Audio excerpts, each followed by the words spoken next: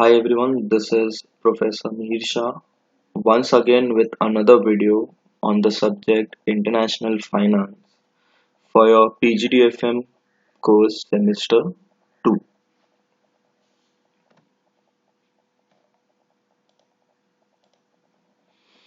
Okay, I hope you all have went through the first video which contained detail and topic relating to the very first module, an important topic to cover for your second semester for the paper International Finance. Now in this video we are going to be discussing topics related to module 2 and important topics of module 2 from the exam point of view.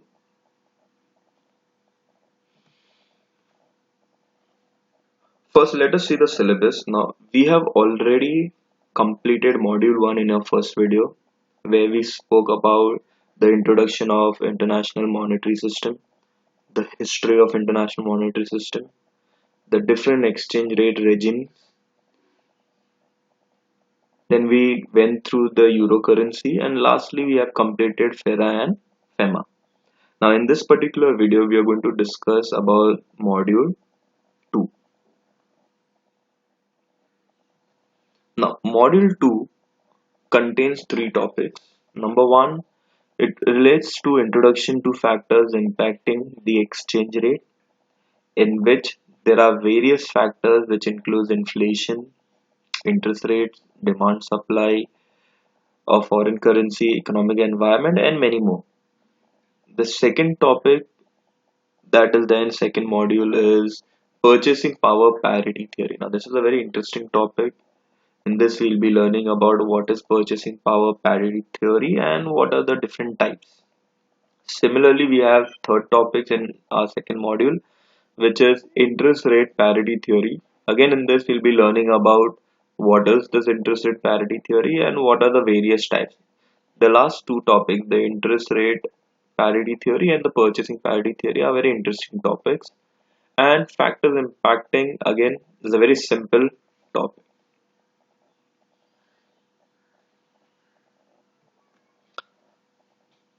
Now from this video, the following will be our learning outcome. Number 1, we'll be learning about what is foreign exchange,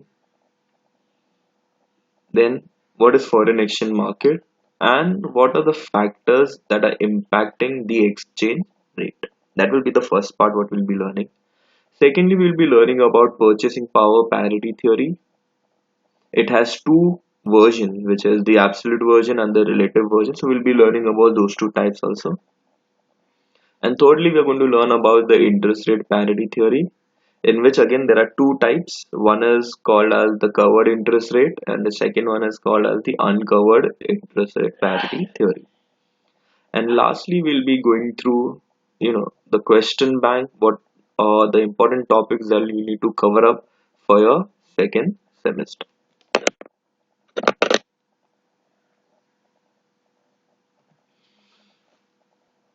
So to start with the second module, the very first topic that we'll be going to learn is the introduction to factors impacting foreign exchange rate. Now we all know that the international trade requires exchange of currencies between multiple trading partners. So in order to have a better understanding of international trade, it is necessary to be familiar with the international payment system, how the payment system takes place between two or more nations. So, what should be the value of one currency in terms of another has always been a challenging question for economists and policy makers. Now, a country's currency is used not only by resident but also by foreign residents who wish to purchase the country's goods and services. So if we take an example, let's say we are residing in India and if we want to purchase something from US, we'll have to pay in their currency. So USD is not only demanded by USA but it is also demanded by other countries who need to purchase the goods and services from US. This brings us to the concept called as the exchange rate between different currencies. Now, the rate of exchange of a currency is its price in terms of another currency or a group of other currencies. So, rate of exchange is nothing but your currency when compared with another currency. Okay. So, what is the price at which you all will be setting off or settling off? The rate of exchange of a currency is the measure of its external value that measures its purchasing power in terms of foreign goods and services.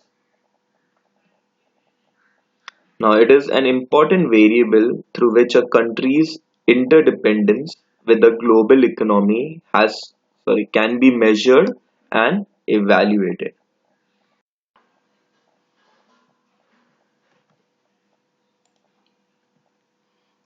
Okay, now over $5 trillion are traded each day in foreign exchanges around the world, making it the largest and the most liquid of financial market. Foreign exchange, or we can also call it as the forex, is a stock market where currencies of other countries are purchased or sold. Foreign currency is the conversion rate of a country's currency into that of another country. Now, in a free economy, a country's currency is valued by demand or supply. A country's currency can be also linked to a currency like, say, the USD or to a basket of currencies. The currency can also be fixed by the country's government, and many countries peg their currency freely against currency of other countries. Now, these last 4 points were already discussed in module 1 on the different regimes of the foreign exchange. So, your currency can be either valued based on the demand and supply. It can either be linked to some currency. It can be either pegged to other currency or basket of currencies, or it can be fixed by a country's government. So this has already been discussed in the first module. Now, let us discuss another important term, that is the foreign exchange market. Now, what is foreign exchange market? A foreign exchange market refers to buying foreign currencies with domestic currencies and selling foreign currencies for domestic currency. Thus, it is a market in which the claims to foreign money are bought and sold for domestic currency.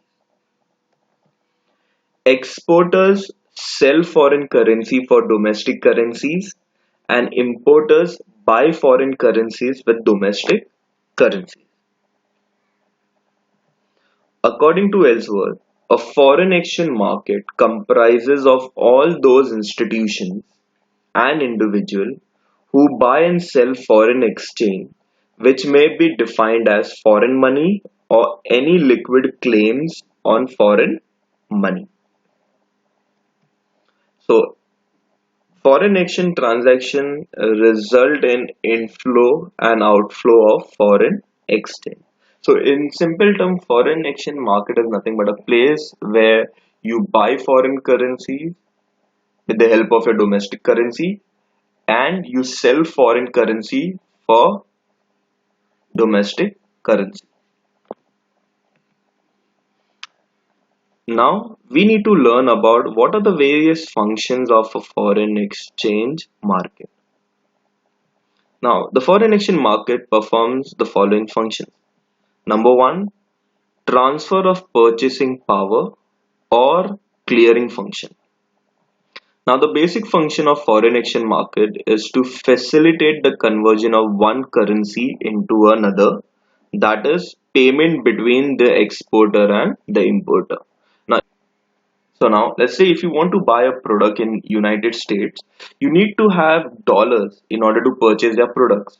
So in that case, foreign exchange market facilitate or helps you to transfer your purchasing power, whereby your domestic currencies will be converted into dollars, and then with the help of dollars you will be able to make the payment there. For example, Indian rupees is converted into US dollars and vice versa. So that's the example that I just went through. In performing the transfer function, variety of credit instruments are used, such as the telegraphic transfer, bank draft, and foreign bills. So these are the various instruments by which you can, you know, transfer the purchasing power of one country to another. Now, the telegraphic transfer is the quickest method of transferring the purchasing power. So that was the first function of your foreign exchange market, that it acts as a transfer of purchasing power, or it acts as a clearing agent. The second function is the credit function. The foreign exchange market also provides credit to both national and international to promote foreign trade. Why is this credit function given? Because it is necessary at some time the international payment get delayed for 60 days or 90 days. Obviously, when foreign bills of exchange are used in international payment, a credit of about 3 months till their maturity is always required. So, for example, let's say Mr. A can get his bill discounted with a foreign exchange bank in New York, and this bank will transfer the bill to his correspondent in India for collection of money from Mr. B after the stipulated time. The third function is the most important, that is the hedging function. A third function of foreign exchange market is to hedge foreign exchange risk. By hedging, we mean covering of foreign exchange risk arising out of the changes in exchange rate. Under this function, the foreign exchange market tries to protect the interests of the person dealing in the market from any unforeseen changes in the exchange rate. So, foreign exchange market basically keeps on fluctuating. The rates keeps on fluctuating very often. So, in order to safeguard yourself from the fluctuation, you can go into hedging. The exchange rate under free market can go up and down. This can either bring gains or losses to the concerned party. Now, hedging guards the interests of both the exporter as well as the importer against any changes in the exchange rate. Lastly, hedging can be done either by means of spot exchange market or a forward exchange market involving a forward contract. Now, what do you mean by spot exchange market? Now, spot exchange means on the spot. So, if you have to pay Mr. Y an amount of, let's say, $1,000, so let's say you're going to pay that after 1 week, or let's say after 1 month. So after 1 month, whatever will be the rate prevailing in the market, at that rate, if you're going to pay them, then it is known as the spot exchange rate. However, after 1 month, you don't know what the rate will be. So let's say if at present the rate is $1 is equal to rupees 70. After 1 month, you don't know whether it will increase or decrease. So to be on a safer side, you will go into a forward contract stating that after 1 month, you will be paying Mr. X an amount that will be equal to $1 equals to 71. Now, after 1 month, even if the rate increases to 72, the person will be only paying $1 is equal to 71 as stated in the forward contract. So by this two method, hedging can be done, which helps you to safeguard the fluctuation.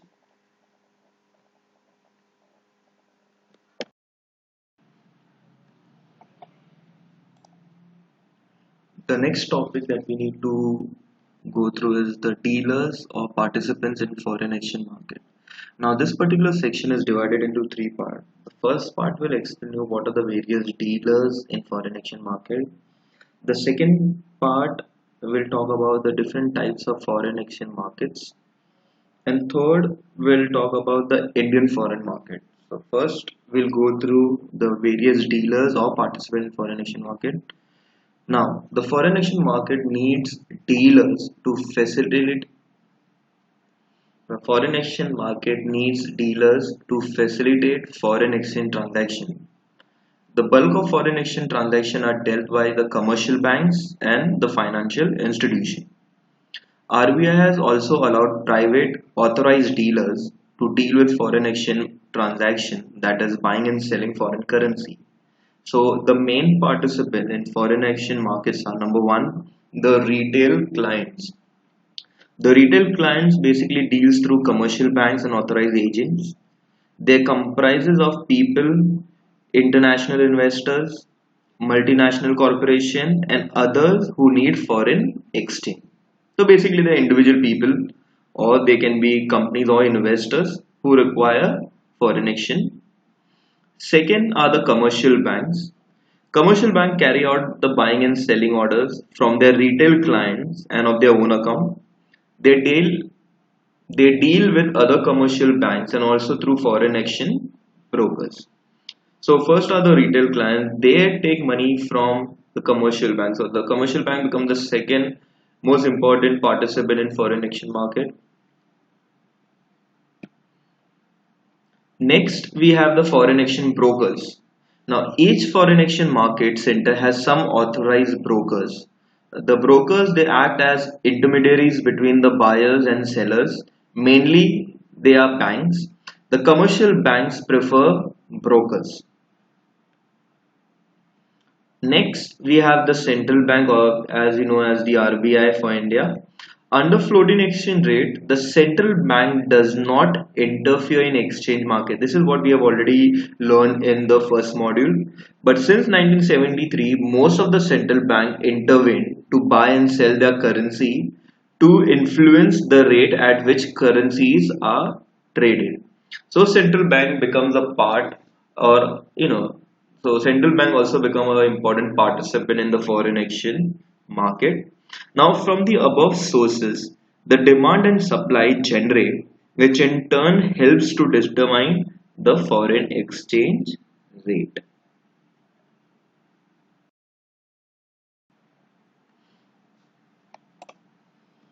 Okay, now the next part is the types of foreign exchange market.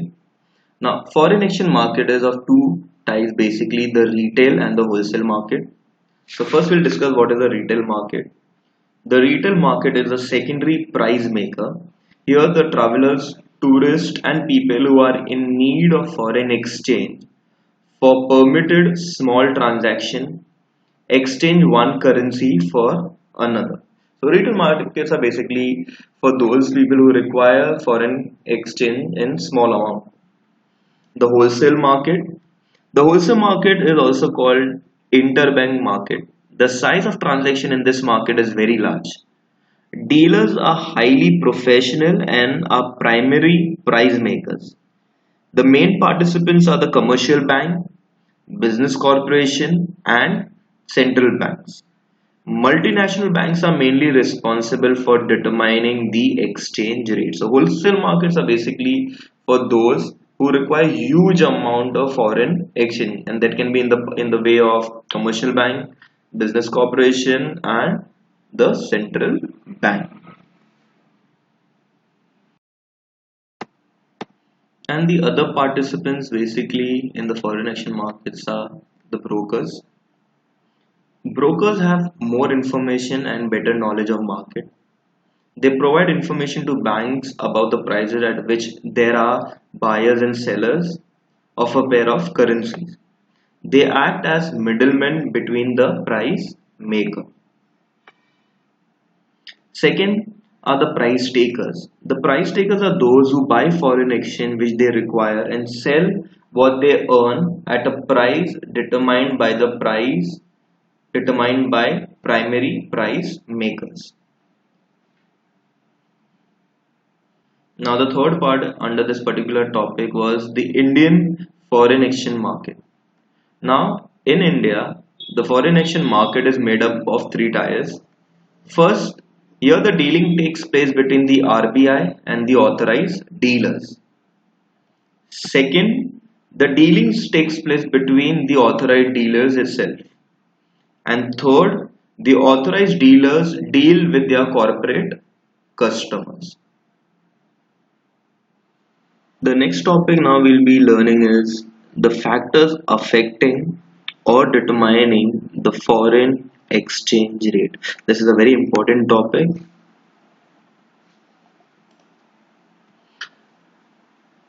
Now, the foreign exchange rate, or we call it as the forex rate, is one of the most important means through which a country's relative level of economic health is determined. So, the foreign exchange rate can actually determine the level of economic health of a country. So, one can conclude stating that if there is a good foreign exchange rate between a country, that country has a good economic background, a good political and good stable economic condition prevails in that country. Next, a country's foreign exchange rate provides a window to its economic stability, which is why it is constantly watched and analyzed. If you are thinking of sending or receiving money from overseas, you need to keep a keen eye on the currency exchange rate, as that rate keeps on changing quite frequently. The exchange rate is defined as the rate at which one country's currency may be converted into another. It may fluctuate daily with the changing market forces of demand and supply of currencies from one country to another. Now, for these reasons, when sending or receiving money internationally, it is important to understand what determines the exchange rate. Now, foreign currency transactions are performed every day by individuals, businesses, travelers at airports, online shoppers, importers, exporters, currency traders, and many more places. Every country on this planet has its own currency that can be purchased or sold for commerce or personal reason. The globalization has added millions of transactions to the currency market. Now, we are in an era where globalization exists. So, each and every country trades with another internationally. So, foreign exchange is very important. Obviously, with this comes volatile fluctuations that occurs due to various reasons. Some of the reasons are listed below. Okay, now the very first factor that determine or the very first factor that affects the foreign exchange market or the foreign exchange rate is inflation. Now, inflation is the rate of change in the price level of goods and services in the economy. Inflation rates variation in the market is one of the crucial factors that affects the exchange rate of a country. Now, inflation rate is nothing but change in the price level of a country. So, if the price of a particular product increases or decreases, it will simultaneously have an impact on the foreign exchange rate. Practically, a country which has a continuous low inflation rate will have a stronger value of their currency compared to those countries with inflation rate high, with other factors being constant. So if you have a lower rate of inflation, stronger will be your currency and vice versa. So in countries where there is low rate of inflation, the market value of the goods and services in those countries will usually appreciate at a relatively slow rate compared to countries with higher inflation rate. So in a country where the rate of inflation is low, the market value of the goods that are and the services that are available there will increase, but gradually at a slower rate as compared to those countries which has a higher rate of inflation. The value of the currency appreciates steadily when the low inflation rates are experienced for a longer period of time. Whereas on the other hand, countries high on inflation rates for a prolonged period of time usually have interest rates high on goods and services offered, and at the same time experiences constant depreciation in the value of their currency.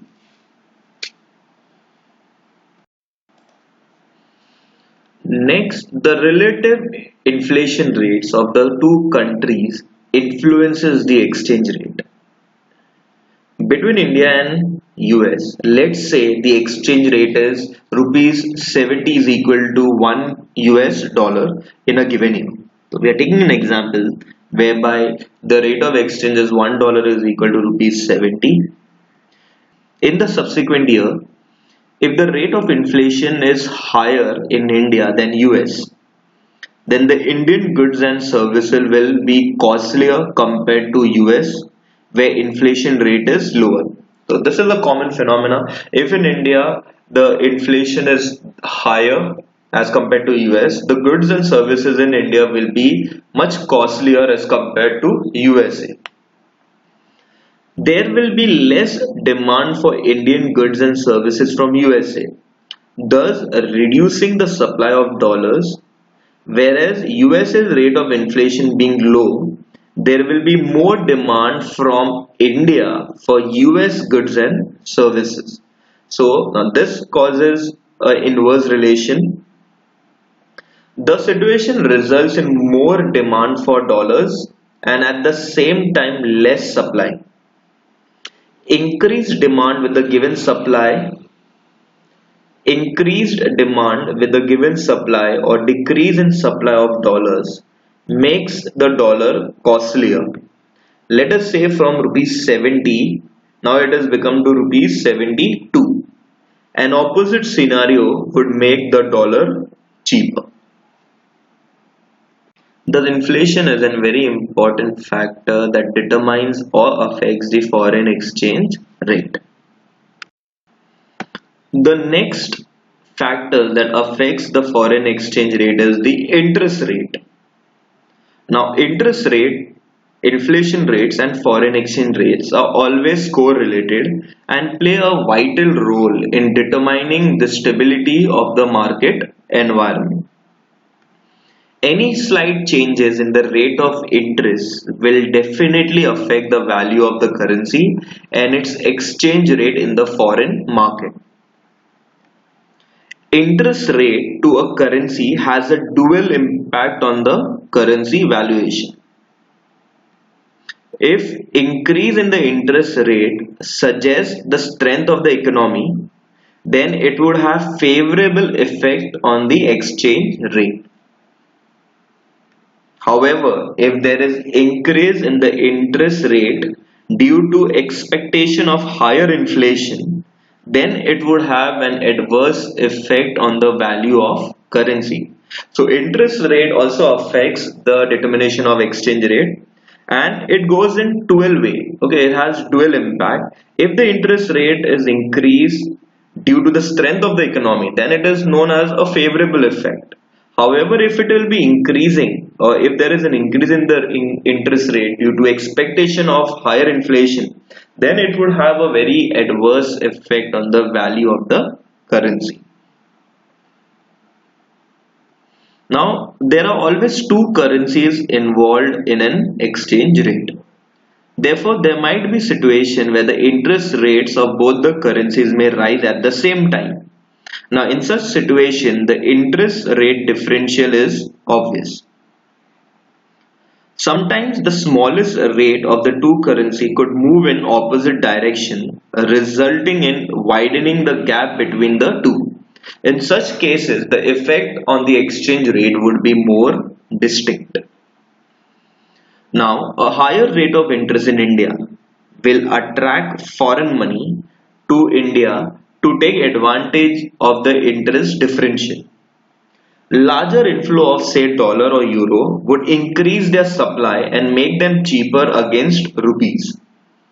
However, it should be noted that investors consider the differential in real interest rate, that is the nominal rate of interest minus the rate of inflation. Okay, now to understand this, let us take an example. Let us take an example to illustrate how interest rate affects the exchange rate. Assume that there are two countries A and B. Both countries do not exercise foreign exchange control and capital funds can flow freely between them. So there is no restriction, basically what is meant by this particular statement. Now, as a part of its monetary policy, its country A raises its interest rate by 1%, while the interest rate of country B remains unchanged. Now, there is a huge volume of liquid capital in the market that flows freely between these two countries, seeking out the best possible interest rate. With all other conditions remaining unchanged, as country A's key interest rate rises, a large proportion of liquid capital will flow into country A. When the liquid capital flow out of country B to country A, a large amount of country B's currency will be sold in exchange for country A's currency. In this way, the demand for country A currency will increase, strengthening it against country B's currency. So with this particular example, it becomes clear that interest rate, yes, it affects and it helps in determining the exchange rate. Now, if the interest rates are higher in, say, the US than in other countries, then investors will choose to invest in the US, increasing the demand for dollars, provided that the expected rate of inflation is not higher in US than among the other trading partners. If interest rates are lower in the US than in other countries, investors will choose not to invest in the US, decreasing the demand for dollars. If the US inflation rate is higher, investors are less likely to prefer the US even with higher interest rate because of the expectation that the value of the dollar will be eroded by inflation. Thus, one can conclude that interest rate is a factor that can affect the foreign exchange rate. Okay, the next factor that determines the foreign exchange rate is the economic growth. It states that higher economic growth rate will attract foreign capital to that country. China, which enjoyed the higher economic growth, attracted more foreign investment than others. India, which enjoys a better growth rate than many other countries, has experienced rupee appreciating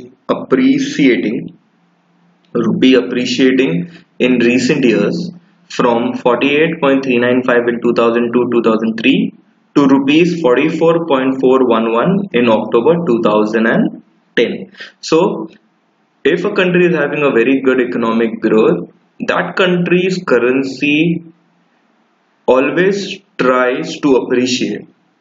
However, in June 2013, the exchange rate per dollar crossed rupees 60.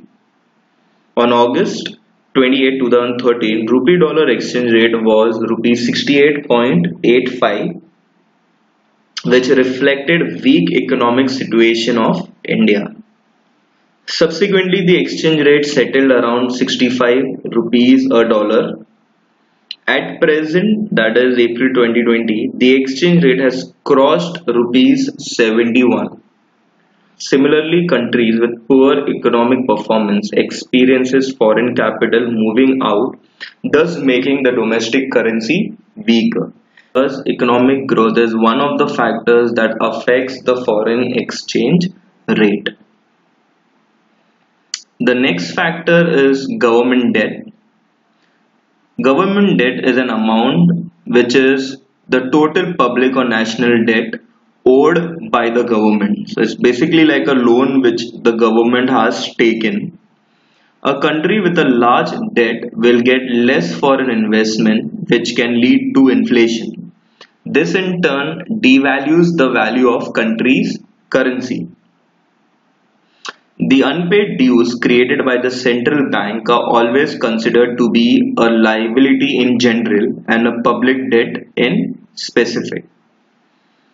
The bigger the debt, the less likely the government is able to get foreign capital.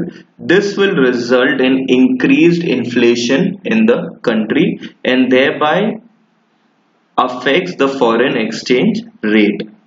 When the debts are too high, most of the investors will opt to trade their bonds. This will lead to a fall in the value of the current exchange rate. Thus, government debt does affect the foreign exchange rate. The next factor is the terms of trade. The terms of trade are the ratios of export prices to import prices of a country. This ratio affects the balance of payment. Now the terms of trade are favorable if the export prices are higher than the import prices, or when the export price rises at a faster rate than the import price. So in simple terms, it states that if you have more export than your import, the terms of trade turns out to be favorable for that country. The effect generates higher revenue for the country.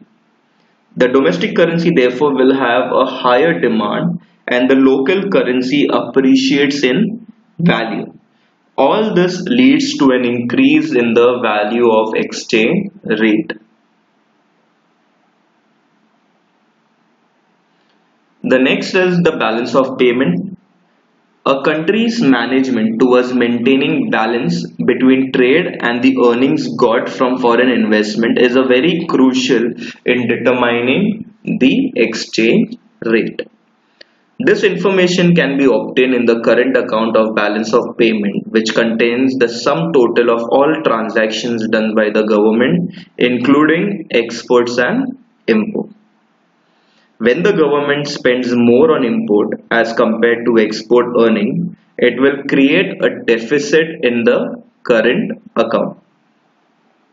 This kind of deficit causes reduction in the value of domestic currency, causing disequilibrium in the balance of payment.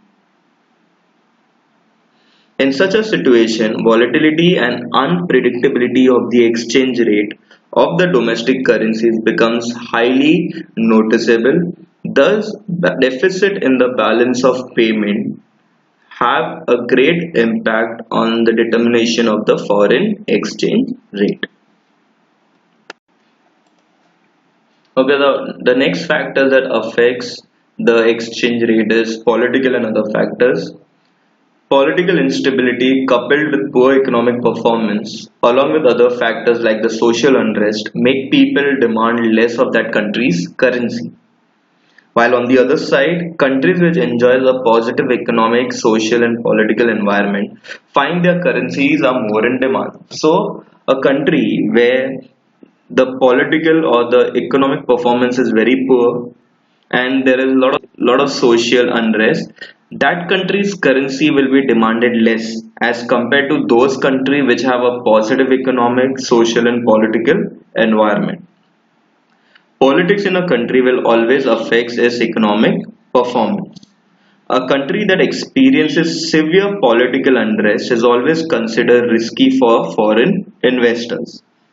This diverts the foreign investment to those countries that are politically stable, safe, and sound trade agreements between countries attract more foreign investment, which leads to increased foreign capital. A country fixed with constant political unrest and political instability will attract a lot of uncertainty in the foreign market, leading to depreciation of the exchange rate for its own currency. The next factor is the economic recession. A recession in economic activity of a country will lead to decline in the interest rate. This will eventually reduce the chances of country to get foreign capital. This will eventually lead to the domestic currency becoming weak in relation to foreign countries and therefore decreasing the value of foreign exchange rate. The next factor is speculation. This is more of a sit and see approach of foreign exchange. More than 90% of the turnover in global foreign exchange market represent speculative activity. If the trader on his own instinct feels that in the near future a certain currency will increase in value, then he will buy that currency at the prevailing lower rate now. Then he will wait till the value increases so that he can sell it at more value than what he had bought it earlier.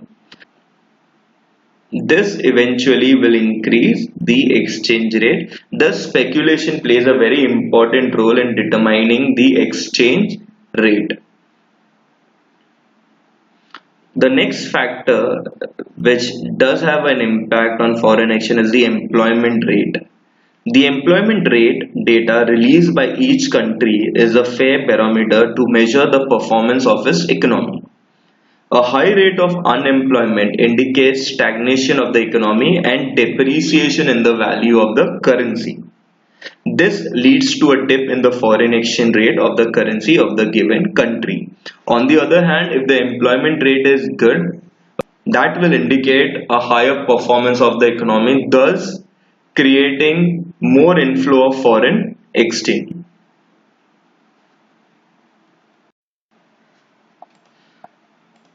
Okay, now the most important factor which surpasses all the other factors is the demand and supply for foreign exchange. Now, to understand this, we will split up the term. We will first discuss the demand for foreign exchange and thereafter supply for foreign exchange. Now, first thing we're going to start with demand for foreign exchange. The demand for foreign exchange in a country is determined by a complex set of factors that are influenced by the country's level of development, growth rate, international trade, and government policies. Some of the important factors that generate demand for foreign exchange are as follows. Number one, import of goods. This is the most important factor generating demand for foreign exchange in a country. Most countries import goods to meet domestic demand and to take advantage of cost differences with other countries. Countries trade in capital, intermediate, and consumer goods. With the lowering of trade barriers in the last few decades, there has been very significant increase in import of goods, particularly by emerging economies, resulting in increased demand for foreign exchange. The price of imports and the demand for foreign exchange are inversely related. Elasticity of demand for import has a significant impact on the demand for foreign exchange for this purpose. If the demand for a country's major merchandise imports is price and income elastic, then the demand for foreign exchange is likely to be consistently high. Second is the import of services. Along with goods, countries import services. Import of services by many countries has increased manifolds after the creation of the World Trade Organization and the development of communication technology. Services that are imported by nations include tourism, transport, banking and insurance, communication, education, professional services, etc. So, import of services also influences the demand for foreign exchange. Third is the unilateral payments. These are payments from one country to another that do not correspond to the purchase of any goods, services, or assets. These include donations, gift, repatriations. Okay, that is nothing but the return of incomes like profit, dividend, interest, remittance sent by foreign workers working in reporting country, foreign aid, and assistance given by the government of a country to another country. So this also creates a demand for foreign exchange. Next is the export of capital. Capital leaves a country in various forms, resulting in demand for foreign exchange. Repayment of debts, purchase of asset by resident and government in foreign countries, investment in financial asset in foreign countries, foreign direct investment and lending of foreign nationals all generate demand for foreign exchange. Next is the future expectations. Since almost everywhere the foreign exchange rates are market determined, they change with changes in demand and supply.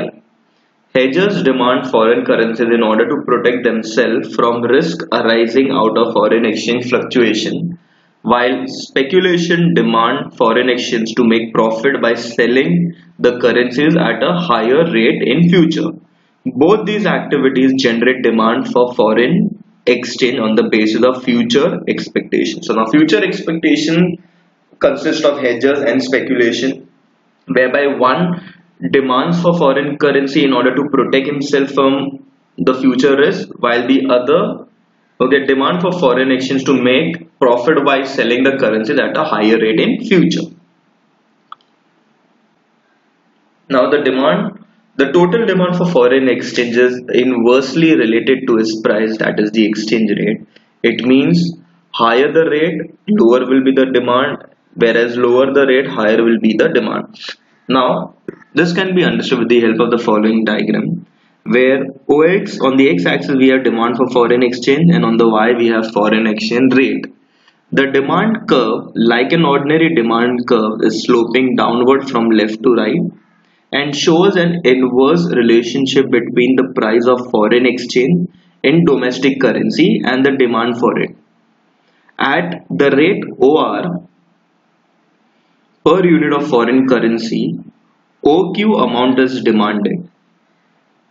Okay, now if the rate from OR reduces to OR1, this will subsequently increase the demand from OQ to OQ1. Thus, more is demanded at lower price. After the completion of demand, the next factor which we have is supply of foreign exchange. Now, foreign currencies enter a country through export of goods and services, capital inflow, unilateral receipts, and altogether generate supply of foreign exchange in the domestic exchange market. Some of the important factors now that generate supply for foreign exchange are: number one, export of goods. Merchandise or goods exports constitute a major source of supply of foreign exchange. Supply of foreign exchange is influenced by the volume of exports and the prices of the exported goods. The elasticity of demand for and supply of a country's export significantly influences the foreign exchange earned from export. If the demand for a country's major export is relatively inelastic in foreign countries, then the supply of foreign exchange from those merchandise exports will be large. Example, oil exporting countries. If demand for export is relatively elastic, then with the fall in the price of export, there will be significant rise in foreign exchange earning and supply of foreign exchange in the country will be large. The next factor which influences the supply of foreign exchange is export of services. Now, with increase in trade in services, many countries have been earning large part of their foreign exchanges from this source. India is a significant example in this regard. Exports of services are a major factor generating supply of foreign exchange in the exchange markets. The next point is unilateral receipt. These include receipts from one country to another without corresponding sale of any goods, services or asset. These include basically donations, gift, aid received by the resident and the government, as well as receipts of repatriations of income like profit, dividend and interest from abroad, and remittance sent by nationals working in foreign countries. The next factor that influences the supply of foreign exchange is the import of capital. Capital inflows into a country generates supply of foreign exchange. Such inflow takes due to external borrowings, foreign direct investment and foreign portfolio investment. Such inflow takes due to external borrowing, foreign invest. Such inflows takes due to external borrowing, foreign direct investment, and foreign portfolio investment. There has been significant increase in foreign capital flow from developed to emerging economies in the process of current phase of globalization. Such movement of capital causes frequent changes in the exchange rate. Import of capital is highly influenced by government policy. Okay, the next is future expectation.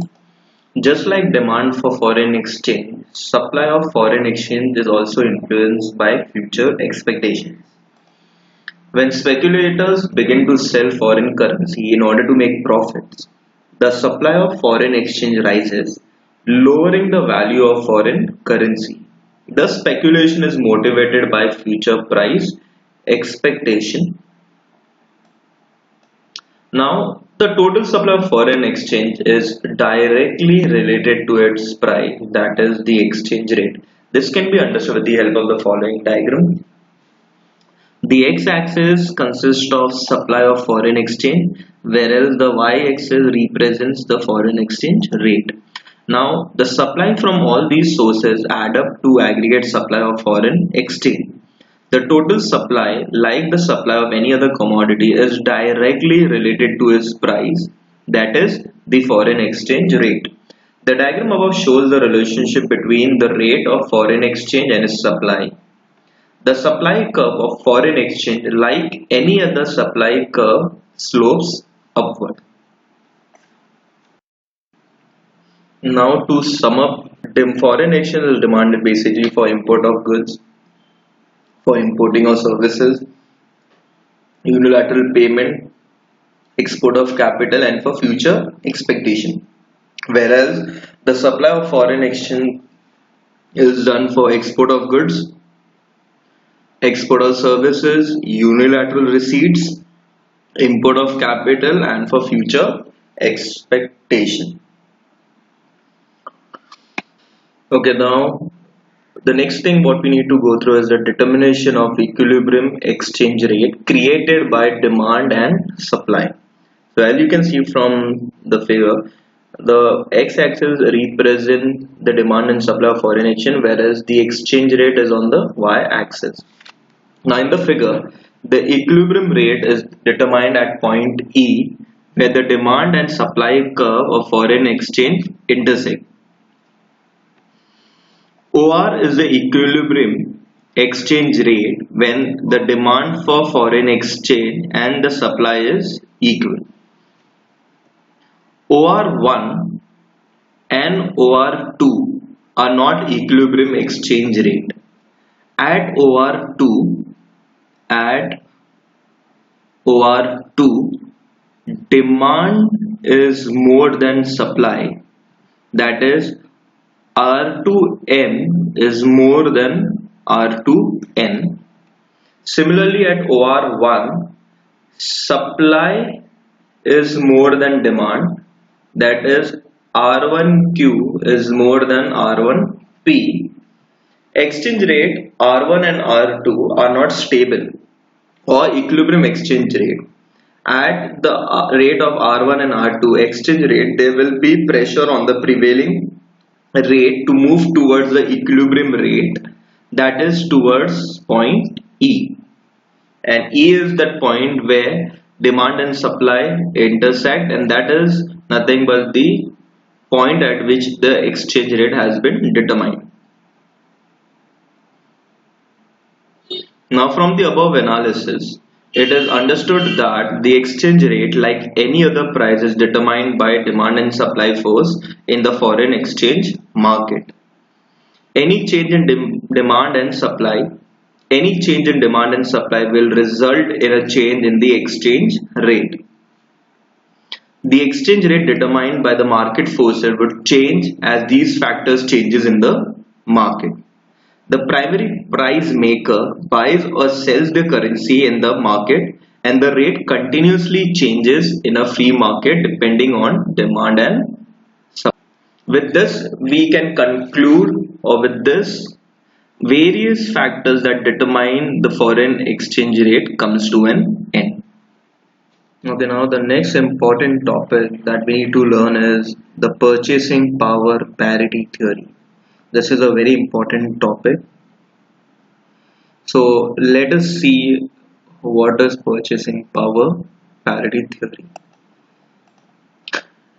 Now, internationally between 1875 and 1914, the gold standard monetary system was used to determine the exchange rates between different currency.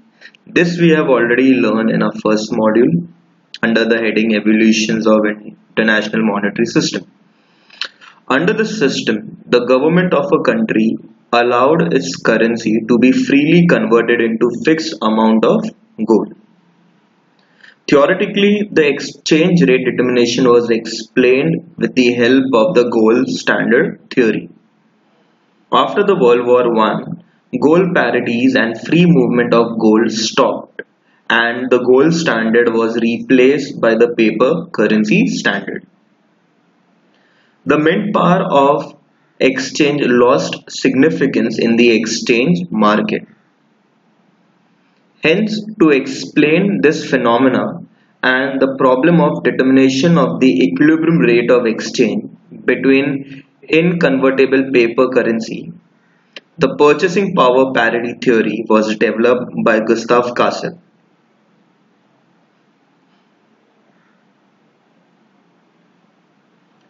The purchasing power parity theory basically explains the determination of long-term equilibrium exchange rates based on the relative price level of two countries. The PPP theory is based on the law of one price, which says in absence of transaction cost, the official trade barriers, identical goods will have the same price in different markets when the prices are expressed in the same currency. Now let us explain first what is the law of one price. The law of one price explains that identical goods should be sold for the same price in two separate markets. The assumption of law of one price are: number one, movement of goods. The law of one price assumes that there is no restriction on the movement of goods between countries. That is, it is possible to buy goods in one market and sell them in another. This implies that there is no ban on export or import or in the form of quotas in international trade.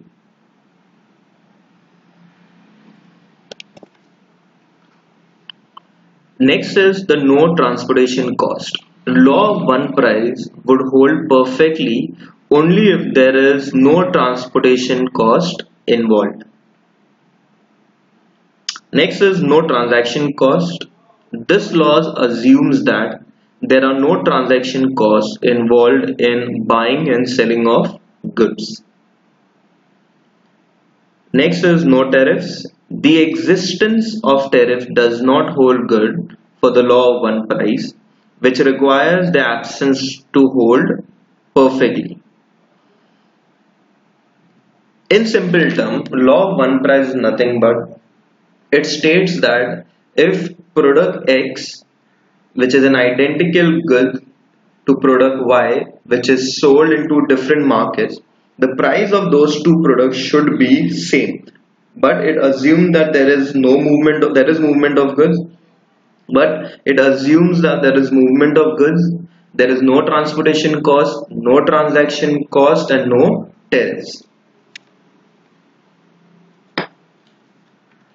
The law of one price is just another way of stating purchase power parity. However, the purchase power parity explicitly mentions about exchange rates, whereas the law of one price is applicable even within two markets of the same country. Now, in order to understand purchasing power parity in very simple terms, let us take an example. Let's say we have Instead of having individual product, we have basket of product. We have two identical basket of product in which the identical goods are available. The first basket is from India and the second basket is from USA. In India, the entire basket cost rupees 100, whereas in USA it cost $4. Now, in order to find the exchange rate between the two countries, according to the purchasing power parity theory, exchange rate is determined as follows. Rate is equal to the home currency, that was 100, divided by the US, which is 4. Therefore, the rate came up to be 25. Therefore, the exchange rate is $1 is equal to 25 rupees. So this is in simple the meaning of purchasing power parity theory, where we don't compare individual product but we compare basket of products or multiple products.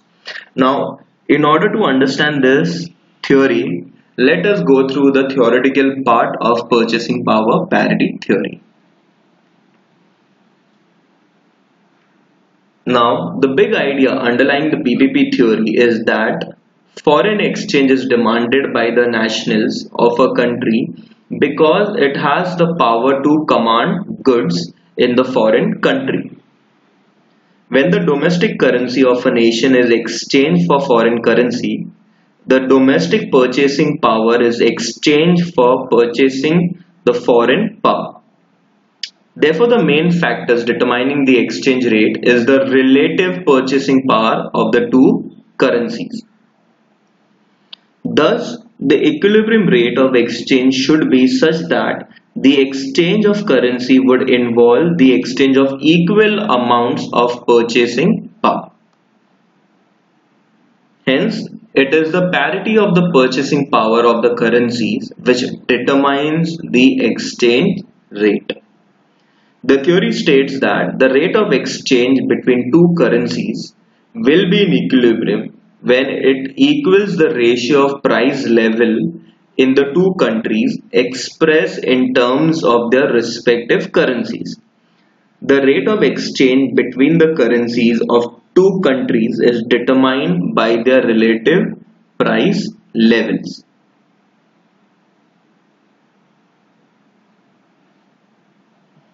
Now, the PPP theory is based on few assumptions which are as follows. Number one, there are no trade barriers between countries. Second, the price index for each of the two countries must comprise the same basket of goods, as I have mentioned it earlier itself. Okay, when we are, when we are determining the exchange rate based on PPP theory, we don't consider individual product, but we consider basket of goods. The concerned goods in the two countries must be identical in every respect.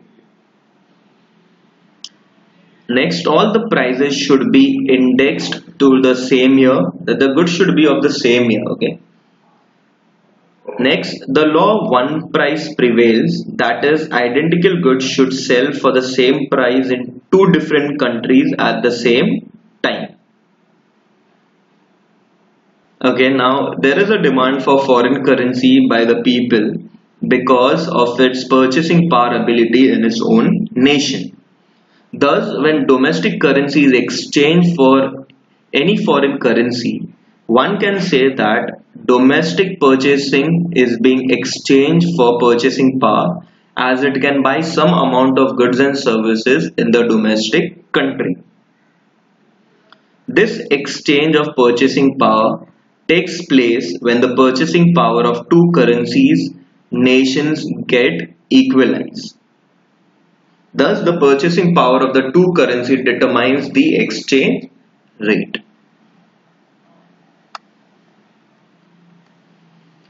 Now, the exchange rate under this theory is in equilibrium when their domestic purchasing power at that rate of exchange are equivalent. Let us take an example. Suppose certain bundle of goods and services in USA cost $20 and the same bundle in India cost rupees 900.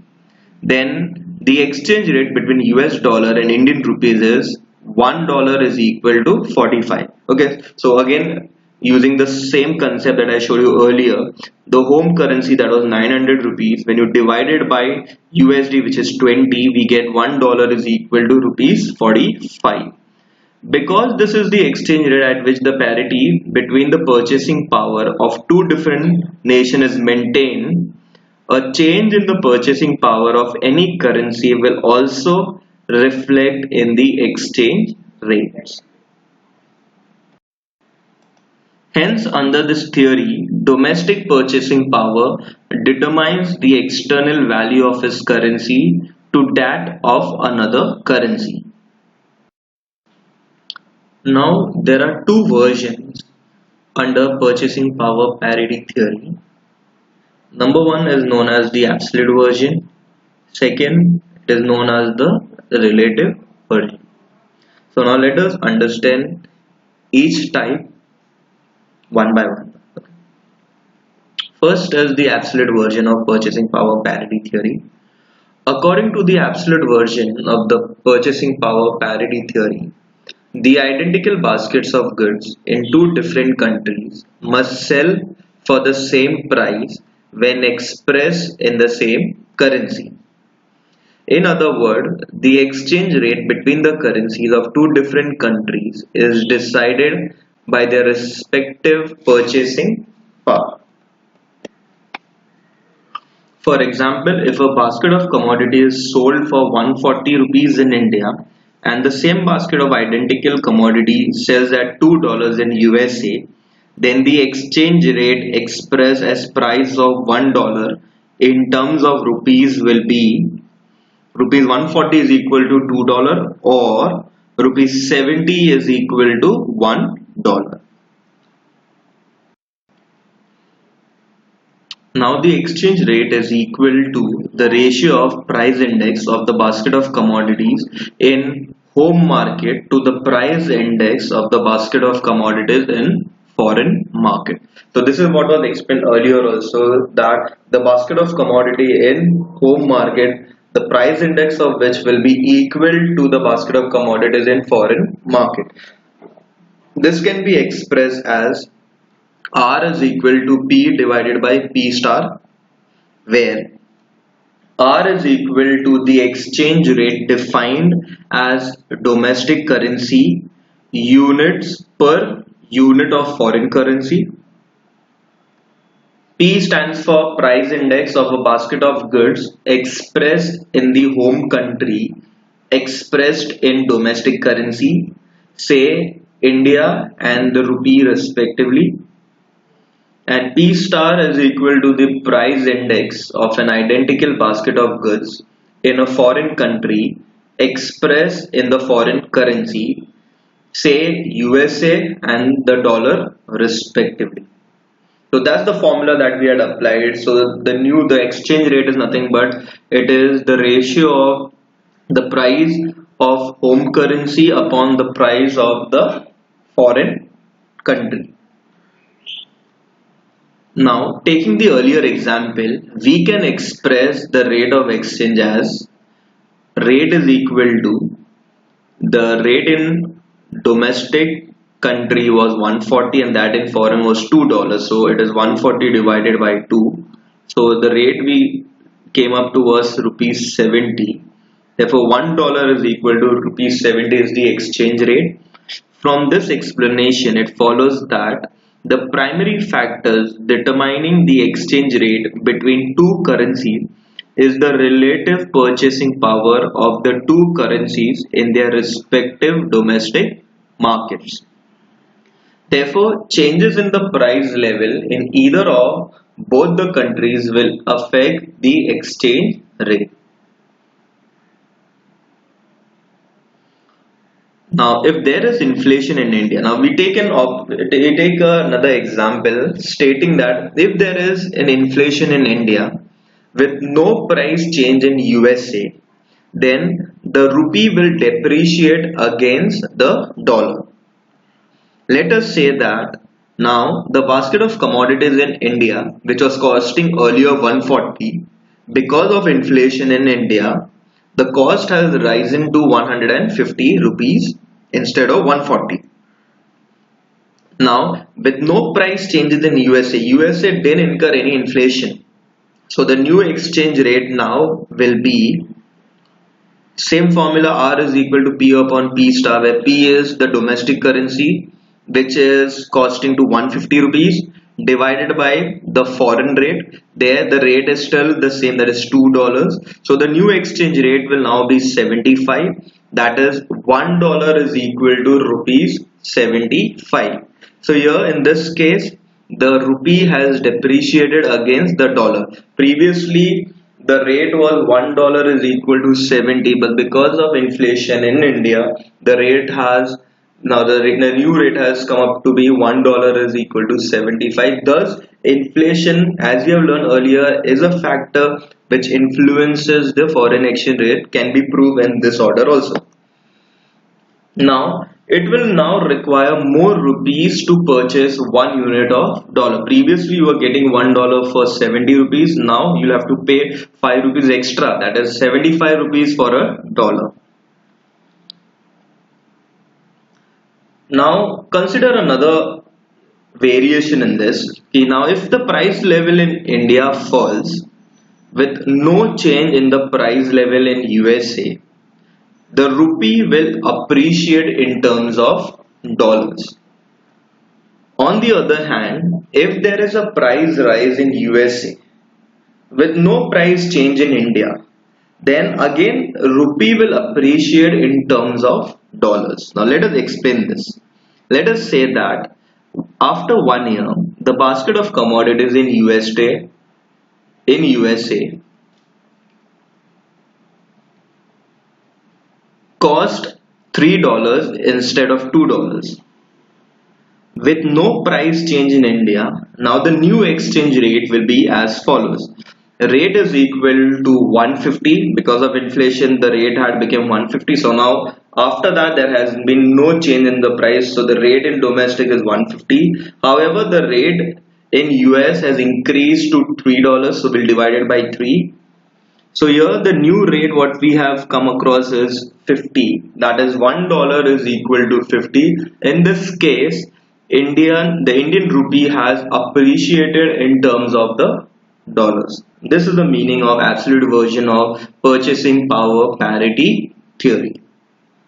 Now let us go through the criticism against the absolute version of purchasing power parity theory.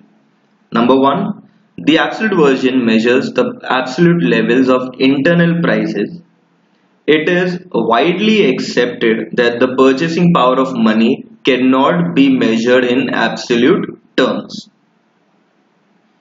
Second, the goods produced and demanded in the two different countries cannot be of the same kind and quality and therefore cannot be compared in terms of their prices.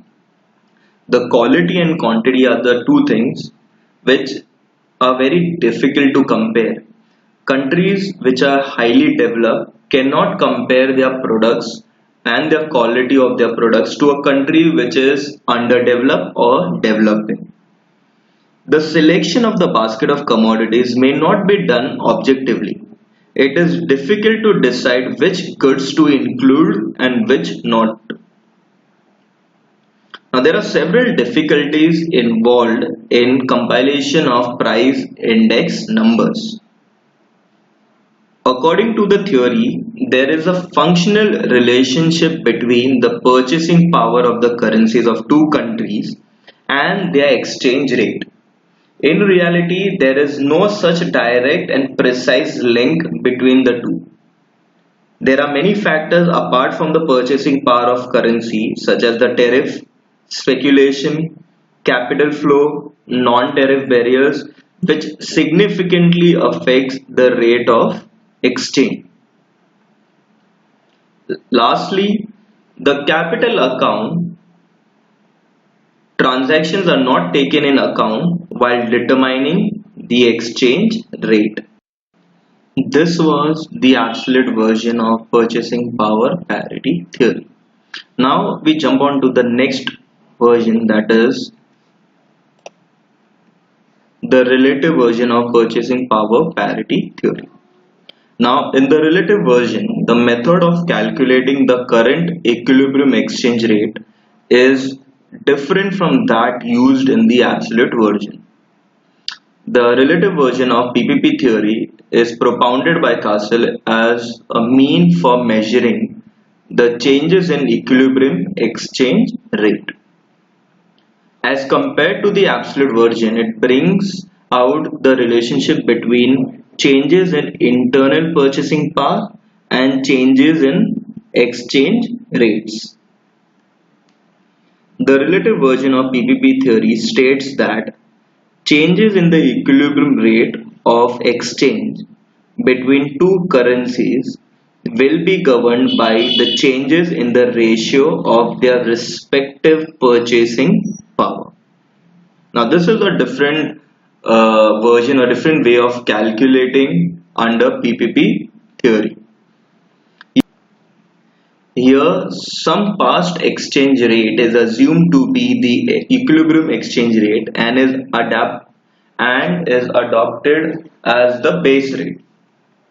Any change in the internal purchasing power can be measured by the changes in the indices of domestic prices of the countries concerned. So here the only thing which you have to remember is the under relative version, the indices of prices are considered and 1 year has been taken as the base year. Since according to the PPP theory, the exchange rate between the domestic and foreign currency is determined by the internal purchasing power. Any change in internal purchasing power will cause the earlier equilibrium exchange rate to change. According to the relative version, the exchange rate will adjust by the amount of inflation differential between the two countries. The primary focus of relative version is the comparison between the past, that is the base year, the base rate, equilibrium exchange rate with the current equilibrium exchange. So here a comparison has to be made between the base year rate with the current year exchange rate.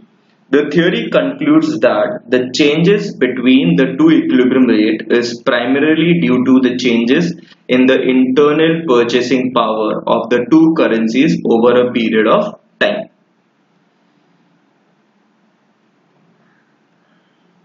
The current equilibrium rate is calculated by taking into account the shift in price level in the two countries. It is denoted by the following formula. R1 is equal to RO multiplied by PH1 upon PH0 divided by PF1 upon PF0. Now this formula consists of where R1 denotes the current equilibrium exchange rate as the price of the exchange currency in terms of domestic currency. R0 is denoted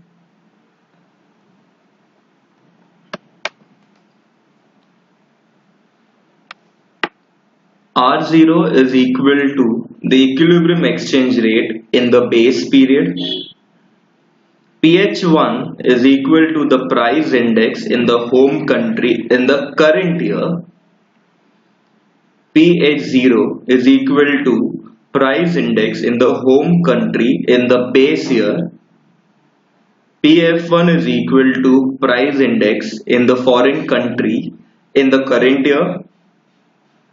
PF0 is equal to the price index in the foreign country in the base year. Now we can understand that with the help of the following example. Let us assume that the exchange rate as the price of the foreign currency, that is dollar, in terms of domestic currency, that is rupees, in the base year, let us take as 2011, was $1 is equal to rupees 60.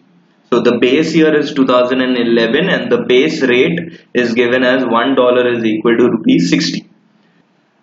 Let us assume that in the base year the price indices in both the countries were 100, that is PH0 and PF0 both are 100.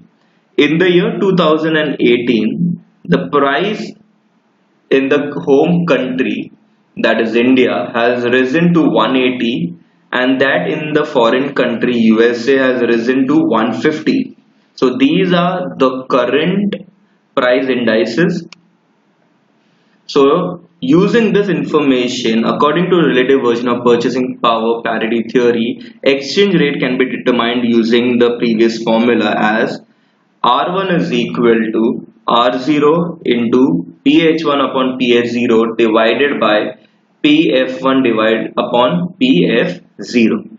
Using the data, we can substitute in the following manner, that R1 is equal to the base rate, which is $1 is 60, into PH1, that is price in the home country, which is the current price, which is 180, divided by price in the base, which was 100, divided by price of foreign country in the current year, which is 150, and price in the foreign country at the base, which was 100.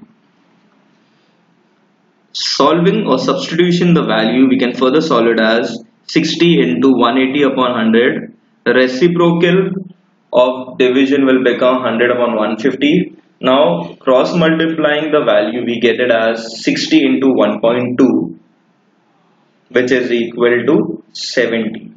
Therefore, the new exchange rate is $1 is equal to 72 rupees. Now, the current exchange rate of $1 equal to 72 indicates a change from the base year exchange rate of $1 is equal to 60. This change, according to the relative version of PPP theory, is due to inflation in the two countries concerned. The exchange rate changes between two periods are attributed to the internal inflation rates in the country. Thus, the comparative inflation rate in the two countries will determine how much the exchange rate will change between the two time periods. Thus, interest and inflation, these are the two factors that really affects the exchange rate. Now let us go through the critics for relative version of PPP theory. Number one, this version of theory suffers from the same drawbacks as the absolute version in that it assumes free trade, but in reality it is not possible.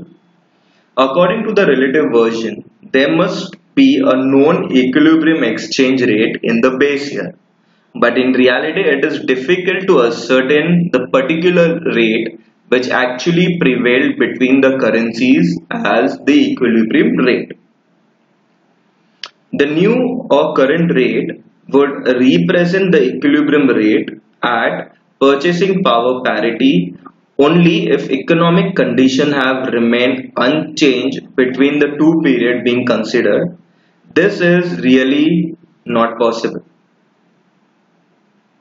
Now, the theory takes into consideration only those goods that are internationally traded between countries, whereas price indices are calculated on the basis of both internationally traded and domestically traded commodities.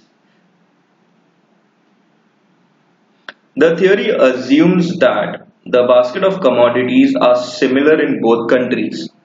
This assumption is not feasible as geographically specialization is the basis of international trade. Different trading countries may not produce similar products. Prices of all commodities do not change uniformly. Under such condition, no simple comparison can be made between the price changes in different countries. Another criticism for relative version was that the theory does not specify which type of price index should be considered, that is, wholesale or consumer price index. Besides, it is practically not possible to compare price indices of different countries as they may be calculated using different methodology. Comparing them may not give us the true purchasing power parity. Next, the theory does not take into account the effect of capital account transaction on the determination of exchange rates and only focuses on current account transaction. In reality, the movement of capital makes significant impact on the exchange rate. And lastly, the theory assumes that changes in price level could bring about changes in the exchange rates, not vice versa. In reality, empirical evidence has shown that exchange has an impact on general internal price level. An appreciation in the value of foreign currency makes import more expensive, and if such imports are necessities with inelastic demand like crude oil, then they can result in inflation in the home country. With this, the relative version of PPP theory ends. Now, to conclude, despite these criticisms, the theory focuses on the following major points. It tries to establish relationship between domestic price level and exchange rate. The theory explains the nature of trade as well as considers the balance of payment of a nation. Thus, Gustav Castle attempt to explain the exchange rate determination based on domestic price indices was very unique attempt. Though the two versions of PPP theory suffered from several drawbacks, the theory continues to remain the only explanation of long-term exchange rates and has been used as a basis for framing trade policies. With this, the purchasing power parity theory comes to an end.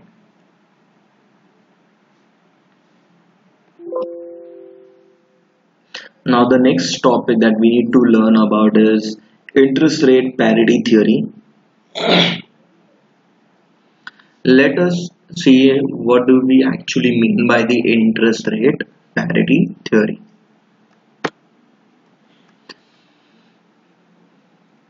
Now, the interest rate parity theory is used to find out the relationship between the spot exchange rate and a corresponding forward exchange rate of currency.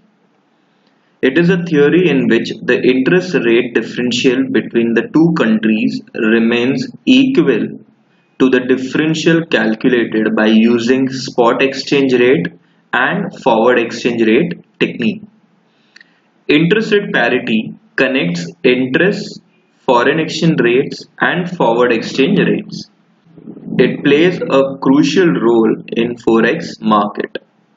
According to this theory, the differential in the interest rate between two currencies will be reflected in the discount or premium for the forward exchange rate if there is no arbitrage. Now, arbitrage is the activity of buying shares or currency in one financial market and selling it at a profit in another market. This we will learn much in detail in the next module.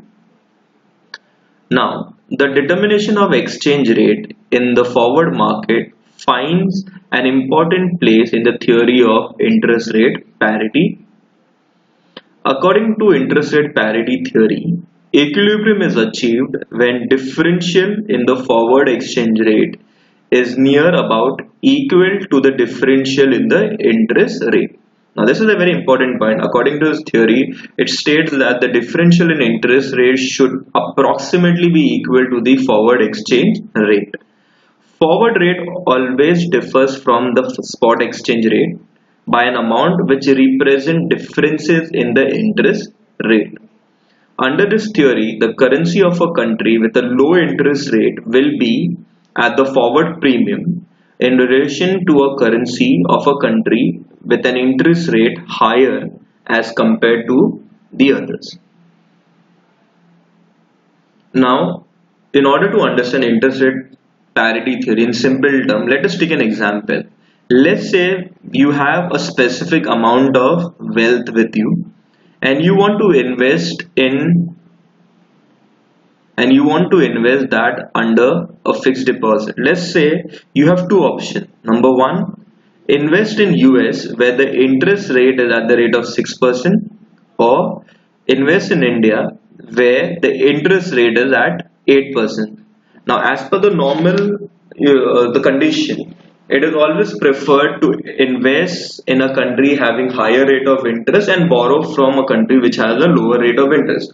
However, according to the interest rate parity theory, it states that the return on investment, whether you invest in USA or you invest in India, final return on investment of USA will be equal to the final return on investment in India. So it does not matter wherever you invest, you will get the same rate on, or you'll get the same return on investment. This in short is known as the interest rate parity theory. This can be better understood with the following videos. Okay, now to understand the interest rate parity theory, a formula has been noted down. But before going through the formula, let us note down few important points which are mentioned under the interest rate parity theory. Number one, the interest rate parity theory states that the interest rate between two countries will have an impact on the foreign exchange rate.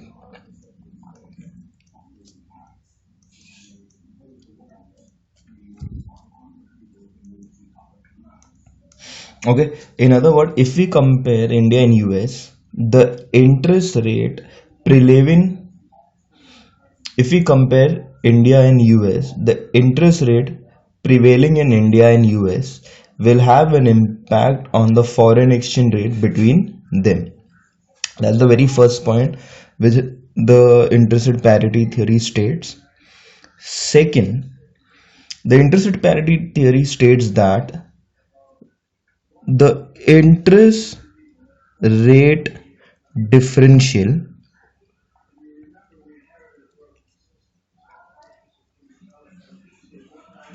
will always be equal to forward premium or discount. Now this is the very important point. IRP states that the interest rate differential will always be equal to, or approximate be equal to, the forward premium or discount. It means no matter whatever will be the rate of interest prevailing in two different countries, you invest in either of the company, the final result will be the same, the final return will be the same. It means that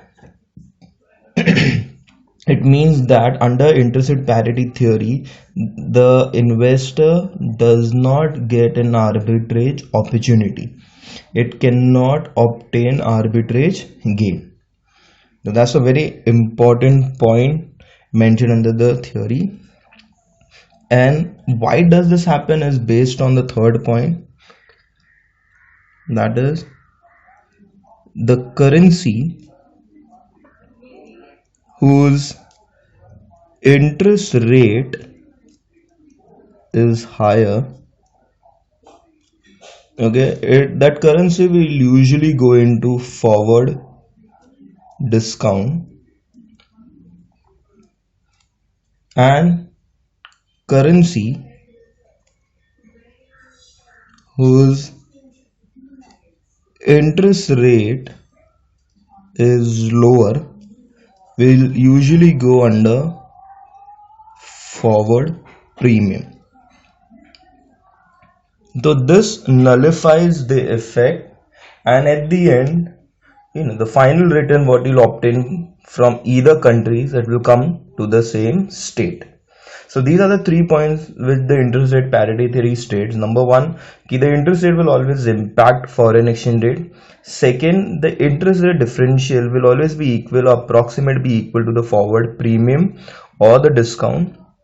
And third, currencies whose interest rate is higher, they usually go under forward discount, and currency whose interest rate is lower will usually go under forward premium. So the impact of this nullifies the effect of any arbitrage gain. Now, when we come to the formula, the formula stated that 1 plus RH upon 1 plus RF should be equal to F upon S. Now, only if this condition is satisfied that the interest rate parity theory exists. Now, what are those abbreviations? Okay, RH, it stands for the rate in home country.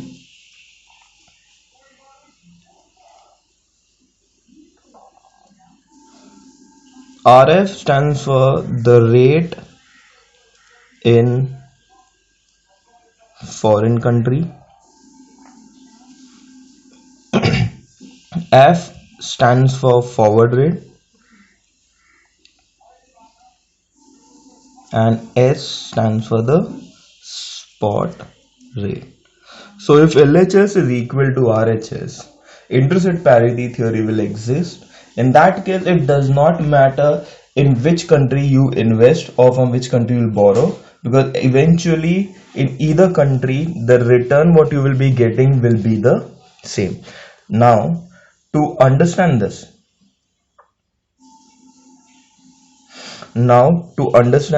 we'll take up an example.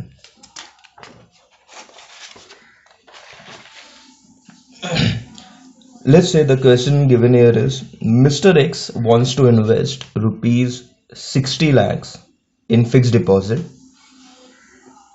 The interest rate in India is 6%. The interest rate in US is 10%. The spot exchange rate between India and US is $1 is equal to rupees 60.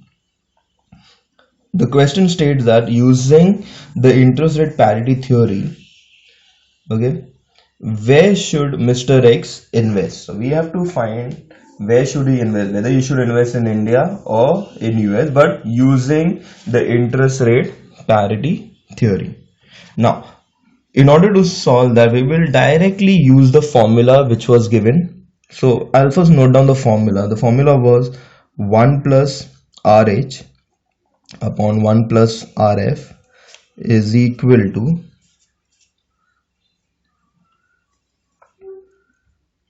F upon S. Now, in order to solve this particular sum, okay,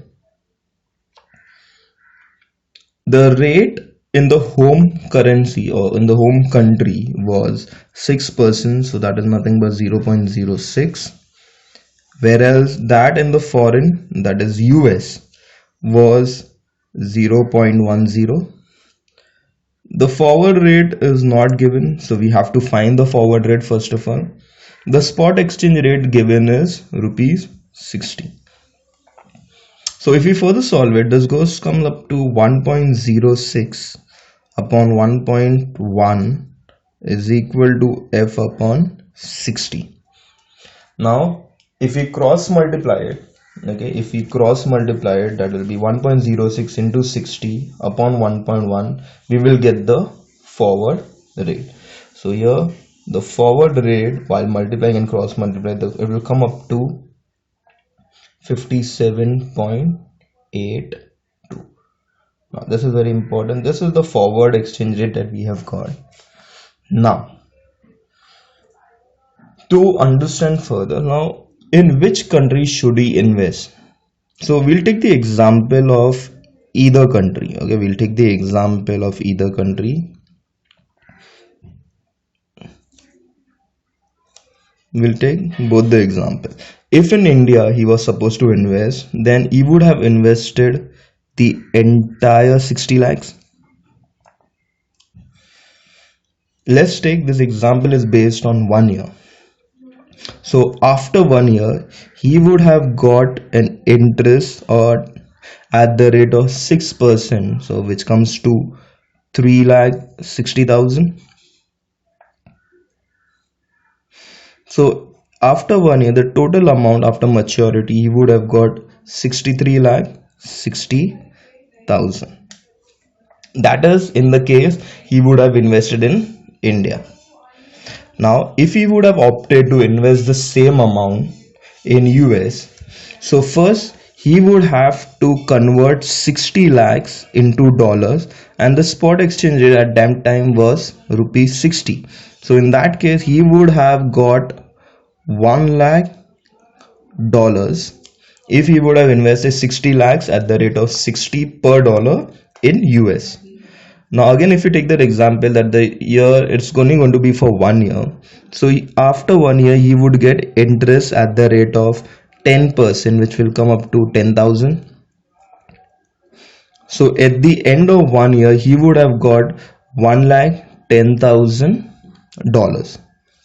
Now, when he brings this amount back to India after 1 year, the forward rate which is given is 57.82. So, when he converts this amount into rupees, the sum amounted to exactly 63 lakhs 60,000. So in this case, it doesn't matter as per the IRP. It already stated doesn't matter in whichever country you invest. At the end, the amount which will be coming up will always be the same. Now to check the efficiency of this particular theory, it has stated a very important point that the interest rate differential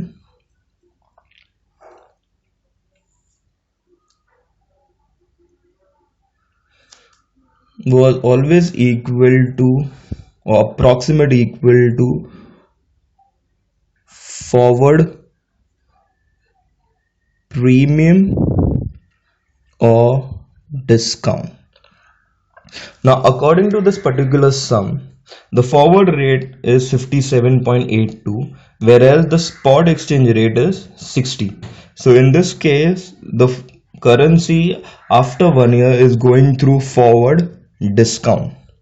So now, according to this particular formula where interest rate differential is equal to the forward premium or discount, the interest rate differential in the sum, we can say that it is in US it was 10%, in India it is 6. So the difference between the interest rate is 4%. So now we need to calculate the forward discount what was given in this sum. So in order to find that, the formula that will apply will be, since it is a forward discount, the formula will be spot minus the forward discount upon spot into 100. So now by solving this, the spot exchange rate was 60. The 60 minus 57.82 upon 60 into 100, this amount will sum up to 6.63%. Therefore, I can say that the interest rate differential is approximately equal to the forward discount, thus stating IRP theory true. Thus, under this case, arbitrage gain is not possible, and under IRP, thus stating that the investor can invest in any of the country. Okay, so finally we can state that Mr. X can invest in either India or US, as there won't be any arbitrage gain and the return among from both the countries will be the same.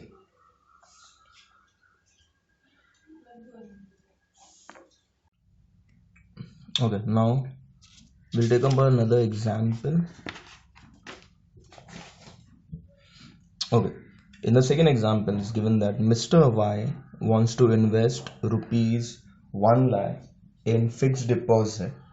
The interest rate in India is now 8%, The interest rate in US is 10%. The spot exchange rate is $1 is equal to rupees 50. And again, using the interest rate parity theory, decide where should Mr. Y invest. Okay, so again, according to the previous sum, we'll start off by using the formula.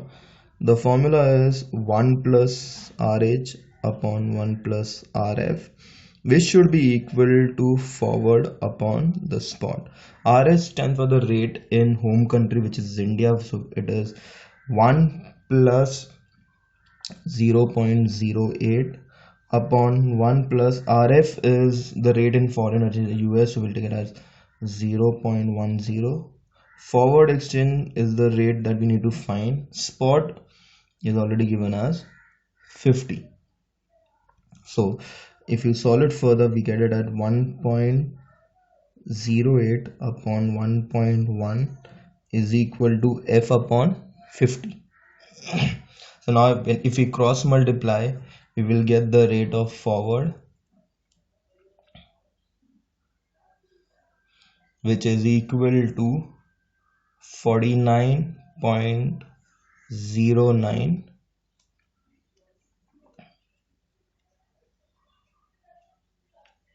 Okay, so our forward rate what we got is 49.09 after calculating the first part.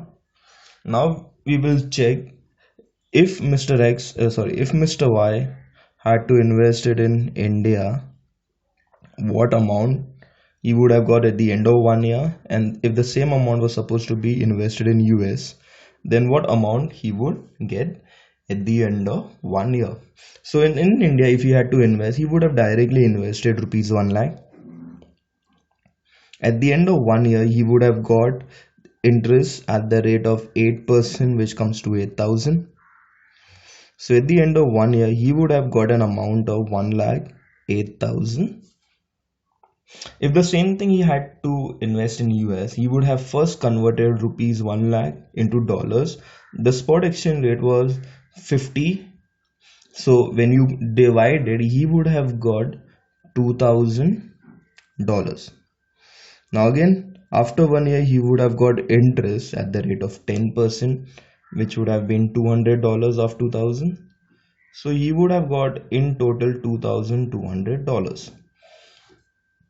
Now after 1 year, when he bought this amount into India, he would have converted with the forward rate, which is 49.09, and he would have got an amount which is exactly amounting to 1,08,000. So again, in this particular case under IRP, it said that whether you invest in India or you invest in US, okay, the rate of return at the end of the year or after the end of the period will remain same. So there won't be any issue to find out where to invest and where to borrow from. Now after that, we'll just check the formula that the interest rate differential is always equal or approximately equal to the forward premium or discount. Now in this case, the spot exchange rate was 50, but the forward rate is 49.09. So again here we have a forward discount rate. Okay, the interest rate differential in this particular sum is, in US the interest rates were 10%, whereas in India it was 8%. So the interest rate differential is 2%. Now in order to find the forward discount, okay, the formula that we would have used will be spot minus forward upon spot, so which would have given us 50 minus 49.09 upon 50, which would approximately turn out to be 2%. So here in this case again, the interest rate differential would have been approximate equal to the forward discount rate. Hence the interest rate parity theory states true. Thus Mr. Y can invest in either India or US.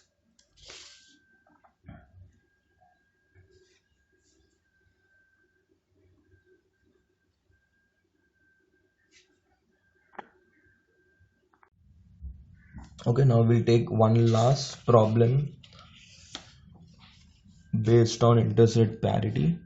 Now Mr. Z again wants to invest rupees 5 lakhs in fixed deposit.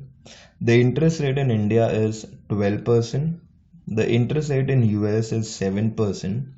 The spot exchange rate is $1 is equal to 65. And again, using the interest rate parity, decide where should Mr. Z invest. So again, using the similar formula, 1 plus RH upon 1 plus RF is equal to F upon S. So here, using this formula, again we'll find the forward rate. So 1 plus RH, the rate in India is 0.12. That in US it is 0.07.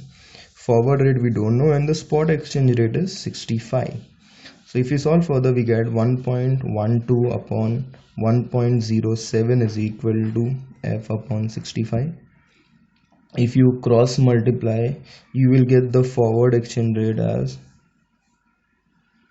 68.037.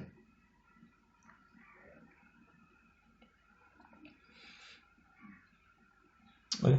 Now again, we will see that if we invest in India, what would be the amount, and if we invest in US, and what will be the amount after maturity. So if in India you would have supposed to invest this, you would have invested the entire 5 lakhs rupees. At the end of 1 year, he would get an interest of 60,000, which is at 12%. So the total amount at the end of 1 year, you would have got 5,60,000.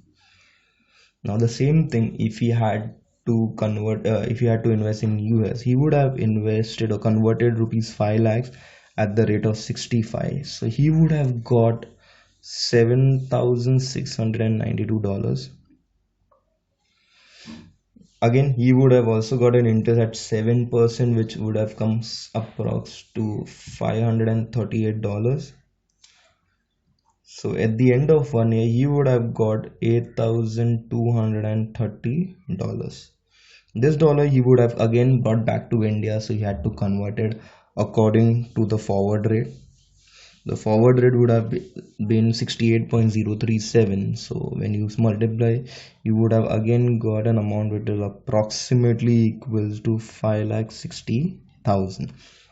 So again, in whichever country you would have invested, the final amount or the final return that you would have got would have been the same. Okay, now to just check the viability of the theory, so we'll just use the formula that interest rate differential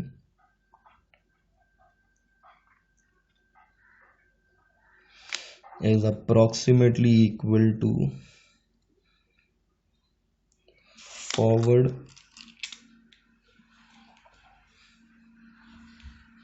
premium or discount. Now in this particular sum, the spot exchange rate was 65. However, the forward rate is 68.037. Hence, there is a forward premium. So the interest rate differential in this sum is, in India it was 12%, whereas in US it was 7%. So there is an interest rate differential of 5%. Now in order to find the forward premium, the formula that we would have used will be forward minus spot upon spot into 100. So here the forward rate is 68.037 minus 65 upon 65 into 100, and that amount would have given us, a new cross multiply, we would have got the value as 4.7, which is again approximately equal to 5%. Thus again in this case, Mr. Z can invest in either India or US, since the rate of return at the end of 1 year for both the country is same.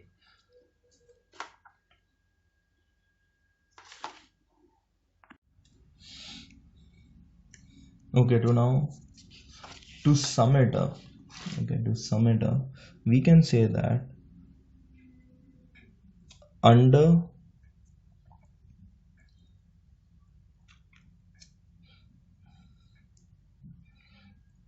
interest rate parity theory, in an efficient market,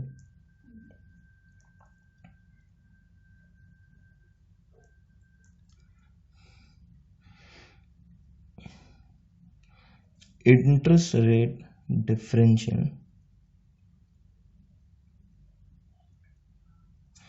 will always be equal to forward premium or discount. Thus, there will not be any extra gain by arbitrage. But what if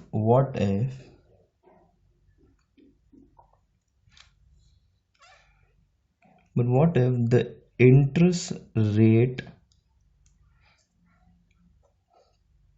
parity theory does not fulfill, it is not true while solving? If LHS, using the formula, if the LHS is not equal to the RHS, then how will a person decide in which country he will invest and in which country will he borrow from?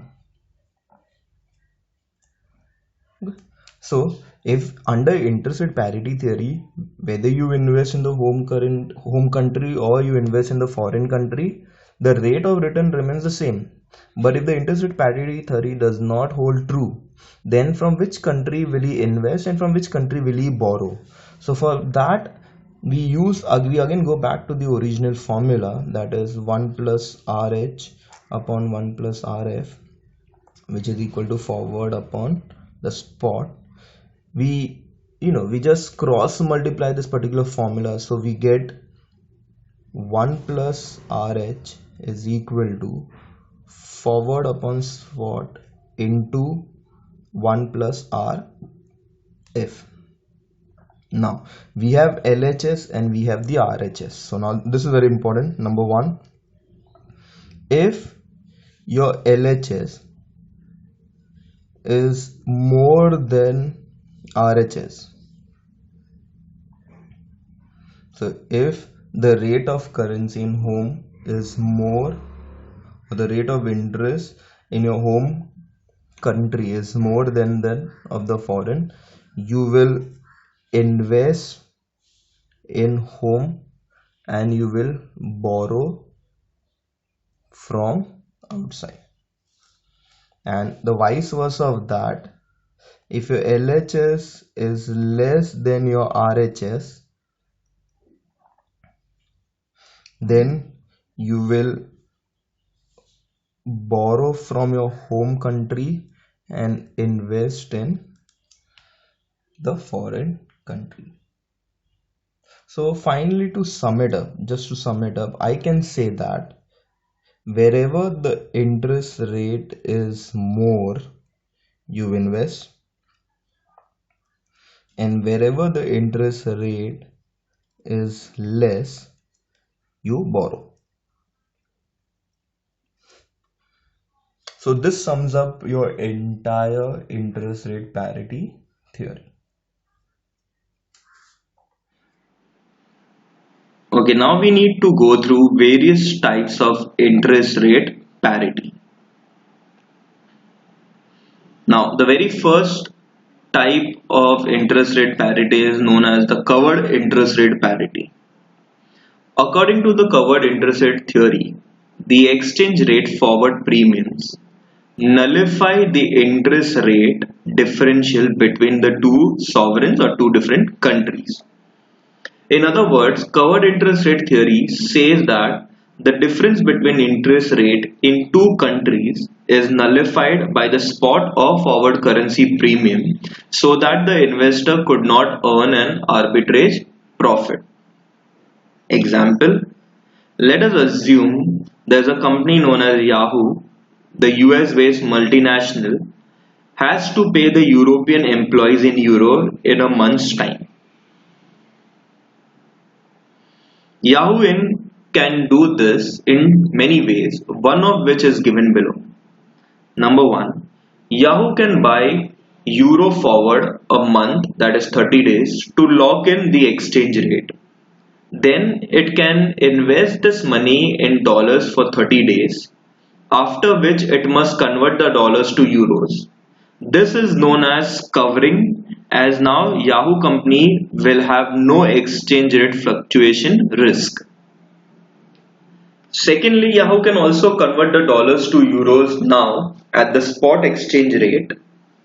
Then it can invest the euro money it has obtained in the European bond, that is in euros, for 1 month, which will have an equivalently loan of euro for 30 days. Then Yahoo can pay the obligation in euro after 1 month. Then Yahoo can pay the obligation in euro after 1 month. Now under this model, if Yahoo company is sure that it will earn an interest, it may convert fewer dollars to euro today. The reason for this being the euro's growth via interest earned.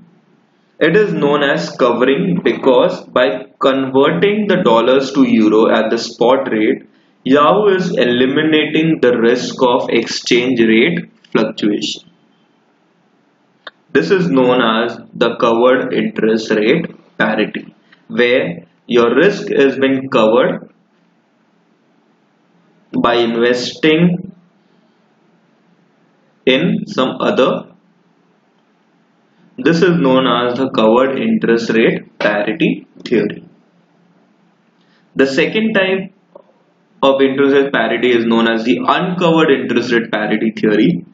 Now, uncovered interest rate theory says that the expected appreciation or depreciation of a particular currency is nullified by lower or higher interest. Example, in the same example which was given earlier of covered interest rate, the other method that Yahoo company could implement was to invest the money in dollars and change it for euro at the time of payment after 1 month. This method is known as uncovered as the risk of exchange rate fluctuation is imminent in such transactions.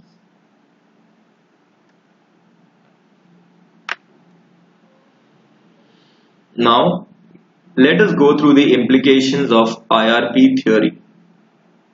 Number one, if IRP theory holds, then it can negate the possibility of arbitrage. It means that even if investors invest in domestic or foreign currency, the return on investment will be the same as if the investor had originally invested in the domestic currency. Second, when the domestic interest rate is below foreign interest rates, the foreign currency must trade at a forward discount. This is applicable for prevention of foreign currency arbitrage. Third, if a foreign currency does not have a forward discount, or when the forward discount is not large enough to offset the interest rate advantage, arbitrage opportunity is available for the domestic investors. So domestic investors can sometimes benefit from foreign investment.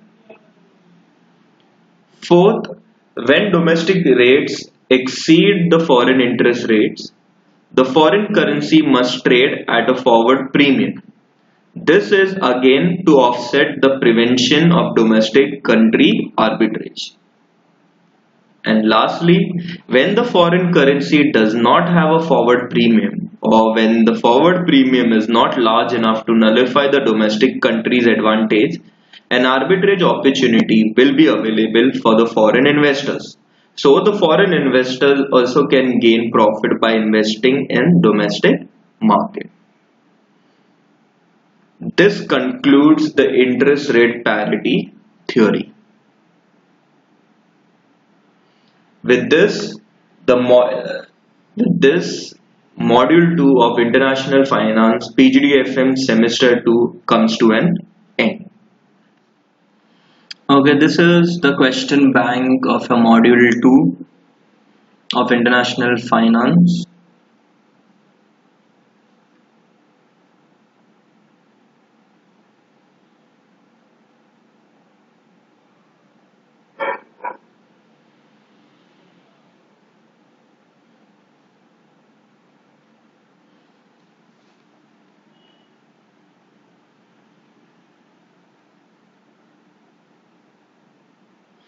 For further queries, you can contact me through email or through WhatsApp. The details for both have been given on the screen. Okay, so stay tuned for the next video for your module 3. Till then, have a good day. Thank you.